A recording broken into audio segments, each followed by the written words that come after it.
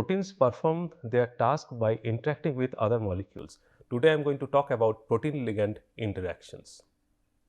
So, today I am going to talk about these few concepts. I will discuss what is binding affinity, what is specificity.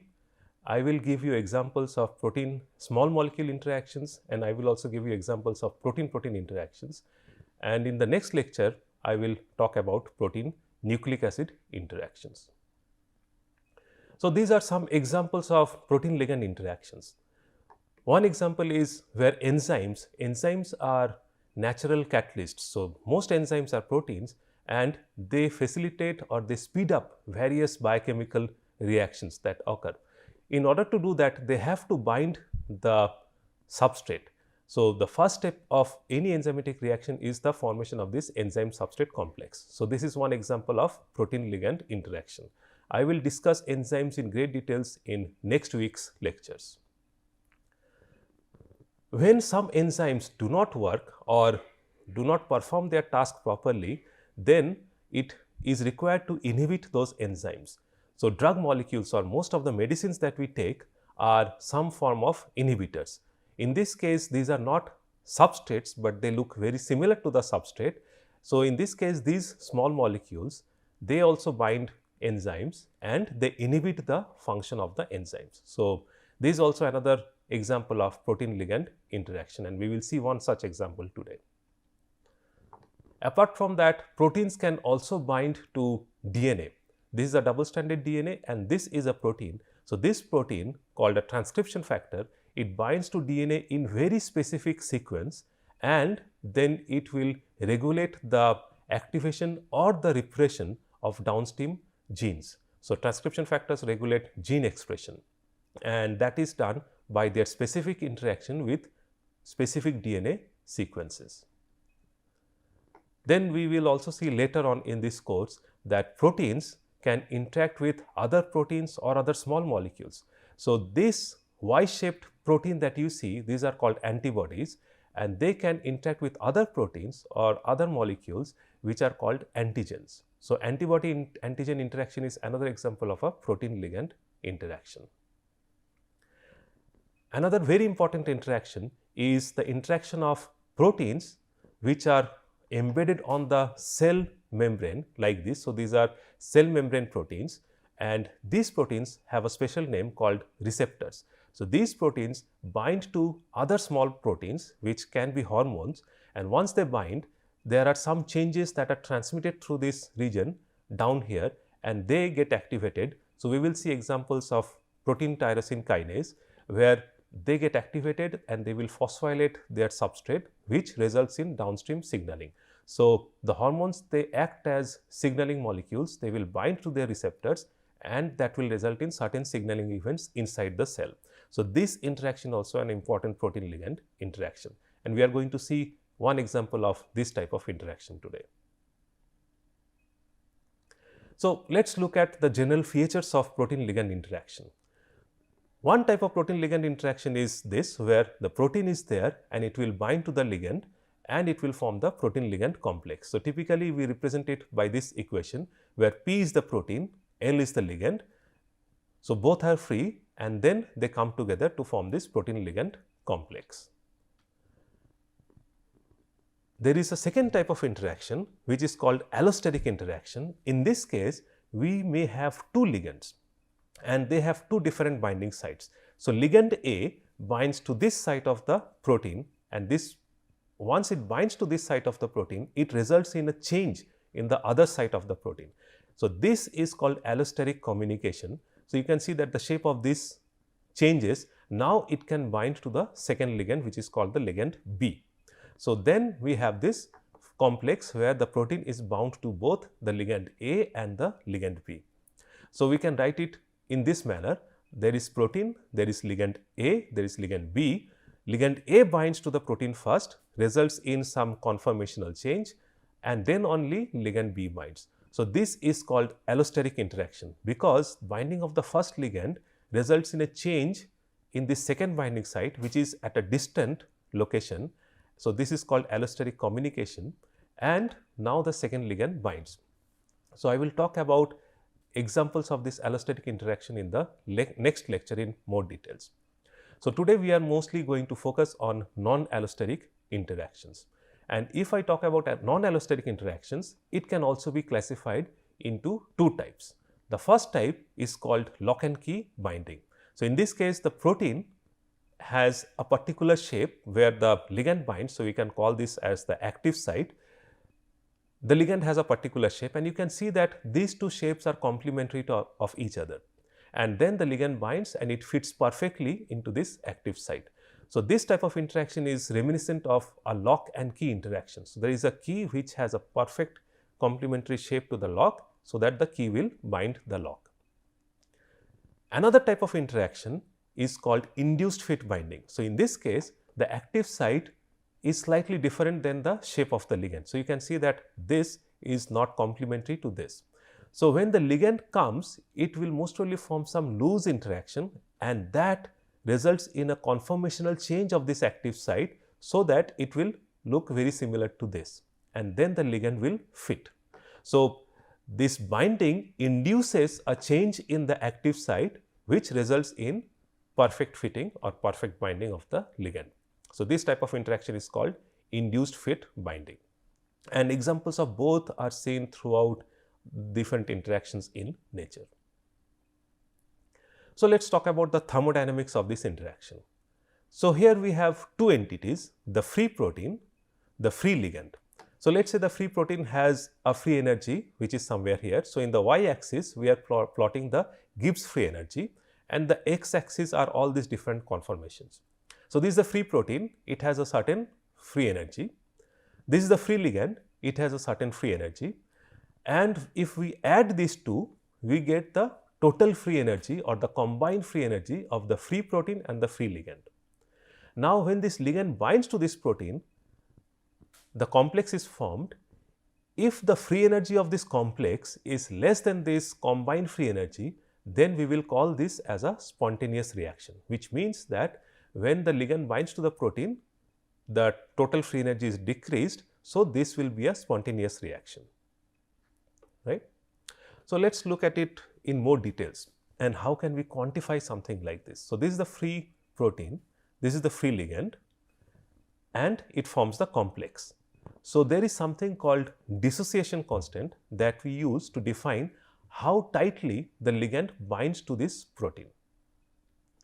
And we define the dissociation constant by this, where P in this third bracket is the concentration of the free protein, L is the concentration of the free ligand, and PL is the concentration of the protein ligand complex. So, in the numerator we have the concentration of the free protein and the free ligand, and in the denominator we have the concentration of the protein ligand complex. So, you can see that this will have Kd will have the unit of concentration, because we have concentration multiplied by concentration divided by concentration. So, Kd will end up with a unit of concentration, and this Kd is related to the free energy that we saw in the previous slide by this equation. So, delta G is the free energy, it equals to RT, R is the gas constant, T is the temperature in Kelvin, ln Kd. Now, typically this Kd is converted to a dimensionless quantity for this equation, and we can see that if Kd equals 1, which means that this and this, so the numerator and the denominator are equal, then ln Kd or ln 1 is 0, so delta G is 0. So, if I bring up this diagram again, it means that this delta G binding will be 0. So, the energy of the combined protein and ligand in the free state versus the complex will be equal. So, this is 0.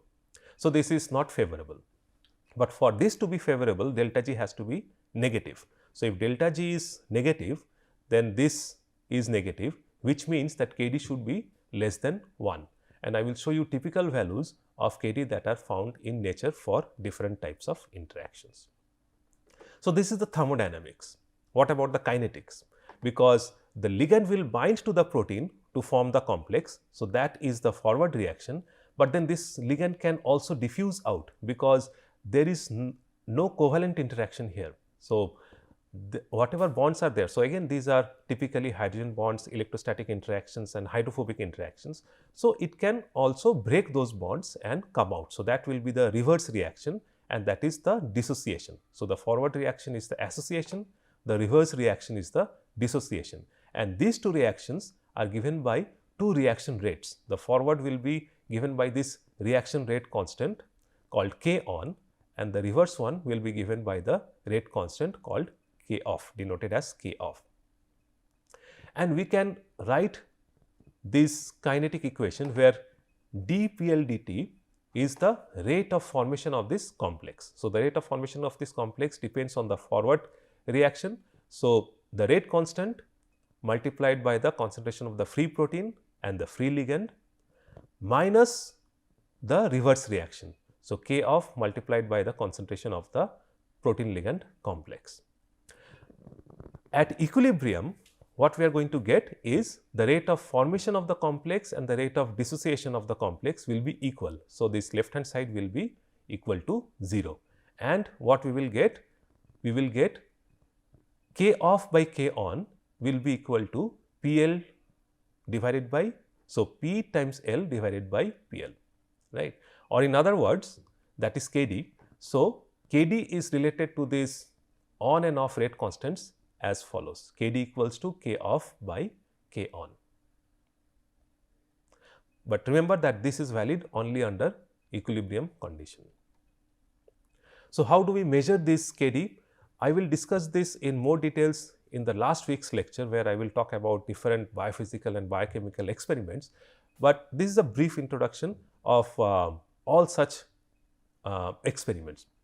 So, typically we define or we determine KD experimentally using some sort of titration experiment, where we will have the protein and we will slowly titrate in the ligand, and we will measure the formation of the protein ligand complex using some means. It can be fluorescence, it can be, if it is NMR experiment, some chemical shift changes, if it is ITC, then change in heat. So, there are all sorts of experiments that we can do to estimate the formation of this protein ligand complex. So, typically what we have is, we know the concentration of the total protein, we do not know the concentration of the free protein or the bound protein, we know the total protein, we know the total ligand, and we can measure the concentration of the protein ligand complex, right. Now, if I go to my equation of KD, I do not know the concentration of the free protein or the free ligand, but I know the concentration of my total protein, which is the summation of the free protein and the protein ligand complex. This I know. I know the total ligand, which is the summation of the free ligand and the protein ligand complex. So, what I can do is, I can replace this free protein by this. So, free protein will be total protein minus protein ligand complex. Similarly, free ligand will be total ligand minus protein ligand complex, and you can see an equation like this. So, we know P total, we know L total, we know PL, but you will see that this PL, when we multiply this, it will form a quadratic equation, right. So, we can solve that quadratic equation and we will get something like this. So, from the experiment, from the titration experiment, we will estimate KD, which is unknown. So, that is sort of the basis for all the experiments that we do, and I will discuss specific examples in the last week's lecture. So, what are the typical dissociation constants or KD values? So, we can divide them into these 4 categories. So, KD again has the unit of concentration. Lower KD value means tighter binding. So, if you again remember that equation, delta G equals to RT ln KD. So, lower the KD value, more negative will be delta G, okay, which means that the complex will be more favorable, right. So, these are the following ranges. When the KD value is less than 10 to the power minus 8 molar, right, or less than 10 nanomolar, that is something that we define as very tight binding, okay. And in that case, that binding becomes sensitive to picomolar concentration of the ligand. So, even if the protein is ligand is in picomolar concentration, the protein can sense its presence, because it will bind some of those of that ligand. When the binding affinity is between 10 nanomolar or to 1 micromolar, so 10 to the minus 8 to 10 to the minus 6, that is what we called tight binding. So, the sensitivity is in the nanomolar range. 1 micromolar to 100 micromolar is moderate, and if it is greater than 100 micromolar, it is very weak binding. So, typically in biological systems, we will see binding affinities in the range of these three: very tight, tight or moderate binding. And the experiments that typical experiment that I just explained in the previous slide, there to determine the protein ligand KD, the experiment is designed in such a way that the protein ligand complex is detected in this particular range. So, 1/10 of the KD value to 100-fold of the KD value. So, again I will discuss this in more details in the last week's lecture. So, here are some typical values. Enzyme substrate. So, this is enzyme ATP, but you can think of it as enzyme substrate. So, enzyme substrate interactions are typically in the millimolar to micromolar range, and the KD values will be in this range. Signaling protein, we will see one example of a signaling protein today. They are in the micromolar, or they can also be quite tighter than that. So, they will be in the micromolar range. Protein DNA interaction, transcription factors, I will talk about that in the next lecture. They are typically in the nanomolar range, and inhibitors that we design for molecules, so drug molecules that are used as medicines, they are typically in the nanomolar to picomolar range. One of the most tight binding interactions that is known in nature is the interaction of biotin. It is a small molecule that binds to this protein called avidin, and that is in femtomolar range. So, 10 to minus 15. So, this is one of the strongest known non-covalent interactions till date. So, let us look at an example of a protein ligand interaction. For that, we will look at this particular protein. So, this is again an enzyme. I will talk about enzymes in the next lecture. So, enzymes catalyze chemical reactions under very mild biological conditions. So, this is an enzyme, it is called a kinase. So, it is an ABL kinase, and what it does? It binds to ATP and it will phosphorylate other proteins which have tyrosine residues. So, what it does? So, this is the side chain of a tyrosine. You see this OH group. So, this kinase enzymes like this, they will add a phosphate group like this on this OH group. So, this is called phosphorylation, and this is a very important signaling event. So, once these substrate proteins are phosphorylated, they can go and bind to other things, and they can trigger cascades of reactions which signal something inside the cell. The reverse reaction is also true. There are enzymes called phosphatase which will remove this phosphate group called dephosphorylation. So, but now we are going to focus on ABL, which is a kinase. So, it puts phosphate group on tyrosine side chains, and this results in certain functions. So, this kinase is involved in cell division and cell differentiation. So, division means one cell divides into two, okay, and differentiation means that in our body there are, so if you think about the human body, there are almost 200 different types of cells. So, there are stem cells and they can differentiate into other cell types. So, that is differentiation. So, I will talk about that in more details when we talk about cell division in later weeks. Now, when this process works fine, everything is okay, but in some cases this process does not work properly, and that can result in various forms of diseases. One primary disease is cancer, where the cell division and the cell differentiation is not working properly. So, when ABL kinase, its function is hampered, it results in the development and progression of a particular type of cancer called chronic myelogenous leukemia. So, this is basically a blood cancer. So, in this case, the kinase is always on. So, again these proteins are not always on, they get turned on under certain conditions, right. But if they are always on, it means that the cell division will keep on going without any check and balance, right, and that leads to the formation of this cancer. So, in this case, it results in overproduction of myeloid cells, which are white blood cells in the bone marrow and the peripheral blood. So, which is the characteristic of this leukemia called CML. So, in this case, what we want to do is we would want to inhibit the function of this enzyme. So, we do not want to work it continuously, we want to regulate or we want to stop its function. We want it to stop doing this, right. So, how do we do that? So, for that we have to develop some small molecule inhibitors which will bind here. So, it will stop the ATP from binding there and it will stop this reaction because this phosphate group comes from the ATP. So, here again the structure of the kinase bound to ATP is shown, and again you will see that. So, we have discussed this in the previous lecture. So, you can identify alpha helices and beta strands. So, this is the cartoon structure of the protein, and this is the structure of the protein bound to a small molecule which is an inhibitor. So, this inhibitor is called imatinib, okay, and you can see that it binds to the exact same position where the ATP binds. So, if this molecule is bound there, it will not allow the ATP to bind, and typically the binding of ATP to this enzyme is in the millimolar to micromolar range, right. So, something in the range of let us say 10 to the power minus 5. Imitanib we will see binds with 10 nanomolar affinity. So, that is 10 to the power minus 8. So, this is at least 1000-fold tighter than this, which means that if we add a small amount of this inhibitor, it can completely shut down this protein and not allow binding of ATP.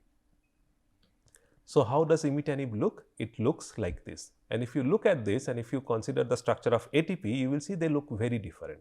So, how did people come up with a structure like this? So, that is something called drug design, and we will see it in this particular example. So, here are some of the interactions, and this is true for most protein small molecule interactions. So, this is ATP. So, you have the sugar, that is the A group adenine and the phosphate group. So, there are 3 phosphate groups, right, and there are some of these interactions which are shown. So, this is a hydrogen bonding interaction. So, this is coming from the backbone of the protein. So, there is a hydrogen bond donor from the protein, acceptor from the ATP, donor from this amine group of the ATP and acceptor here. So, these 3 hydrogen bonds, there are hydrophobic interactions with these and these groups, there are polar interactions with these polar groups. So, all of this together allows the ATP to bind, but again these interactions are not very strong. So, it results in a let us say 100 micromolar binding affinity. In case of developing a drug molecule, a molecule like this was developed which mimics this interaction. So, you can see that the same hydrogen bonding interactions are there. So, these 2 hydrogen bonding interactions can be seen here. There is no hydrogen bonding interaction here, but there is a hydrophobic pocket. So, this molecule is put so that we can get a good hydrophobic interaction, right. So, a molecule like this will be called a lead molecule, because this is where we get some binding interaction, it binds in the right place, which is very important, and now we can improve this binding. And you can see there are these R groups R1, R2, R3. So, we can change these R groups and look for better binding interaction. So, once we get this lead molecule, variations of molecules are made where this R1, R2 and R3 groups are changed. So, you can have a library where you have 100,000 molecules with all different moieties in these 3 positions, and you check the binding affinity. So, you determine the KD for those molecules using some high throughput screening, right. So, we will see an example. So, this is our lead molecule. One of the library molecules, let us say, looks like this, where R1 is this pyrimidine ring, pyridine ring, R2 is just the hydrogen and R3 is this moiety. And if you measure the binding affinity, it is 10 to the power minus 5, right. So, 10 micromolar affinity. Other molecules that let us say show up from this library look like this. So, this is 10 micromolar, this was less than 10 micromolar, this is 10 micromolar, this is 1 micromolar, which is getting better. And finally, we have something which is 100 nanomolar, so 10 times tighter, and then we have imatinib, which is 10 nanomolar, right. So, you can see that all these groups will result in sort of hydrophobic interactions, the hydrogen bonding is there. So, all these interactions are there. So, you have to screen a library of around 100,000 molecules to get something like this. So, most drug development are done in this fashion. Okay. So now let's look at protein-protein interaction. So in case of protein-ligand interaction, we saw that these ligands or the small molecules, they bind to a particular pocket, right? But in case of protein-protein interaction, they do not bind to a small pocket. In case of protein-protein interaction, we have a large binding interface. So protein-protein interactions will look something like this, right? So in this case, we are seeing the interaction of trypsin and its inhibitor. So in this case, there are certain things. So some of the salient features are written here. They involve large binding interface. If you look at this bound state, this looks very similar to the interior of the protein, right? But this interface has a dual purpose. When the proteins are isolated, they will interact with water, and then when they are bound, they will not interact with water. So they will look similar to the core of the protein. So we do not expect a large number of hydrophobic residues like we have in the core of the protein, but still we will have some hydrophobic residues, because that gives to something called specificity, which we will see in the next few slides. We will also see molecules like this. So positively charged molecules and negatively charged molecules, which will give us nice electrostatic interactions. So all of this plus the complementary of the shape. You see, the shape is also complementary to each other. So all of this will lead to strong binding. And the last thing that gives a very favorable entropy is the displacement of these water molecules. So these water molecules are squeezed out. So they have limited entropy in this region because they will have limited mobility. But when these two come together, they are released to the bulk water and their entropy increases. So that also helps in driving this protein-protein interaction. So I have already discussed affinity, which is how tightly two molecules bind to each other, but there is also something called specificity, and we will learn specificity by this particular example. So FGF are fibroblast growth factors. So these are growth factors which control growth of new blood cell, wound healing, embryonic development, and many other events in our body. They bind to these proteins which are called receptors. So these are transmembrane proteins. So you can see that, so this is the cell membrane. There is a domain which is extracellular. So this is outside the cell, and there is a domain which is intracellular. So this is in the cytoplasm of the cell, and this is the transmembrane domain which goes through the membrane. So the outside one binds to this protein, and the inside one is again a kinase. So it's also again this is a tyrosine kinase. So it will phosphorylate tyrosine residues of its substrate proteins. So when this FGF hormone or this FGF is available, it will bind to this extracellular domain and results in this dimerization. Once they are dimerized, these two groups come together. They get activated because they are kinases, so they will phosphorylate each other and then they get activated. So in this state they are not activated, in this state they are activated. So the binding of the ligand activates this, and then it will trigger certain downstream signaling events. Now it turns out that there are 18 different FGFs in humans, and they are of very similar sequence and structure. So you can see some of the structures are shown here, and you can see that they look very similar. They have very similar beta strands, right, and some of these alpha helical turns, right. So they look very similar. So there are 18 FGF and there are 7 receptors. So if we consider all of them, all possible combinations, 18 of these growth factors can bind to 7 of the receptors, resulting in 126 different types of interactions, right. Now, not all cells will express all the growth factors and all the receptors, right. So a typical example is shown here, where a particular cell type, let us say, expresses only these 4 receptors and these 6 growth factors. So again in this case, 4 times 6, we can have 24 different combinations, right. Now if all of them are interacting with each other equally, then we are going to have a mess. So there will be no specific signaling, right.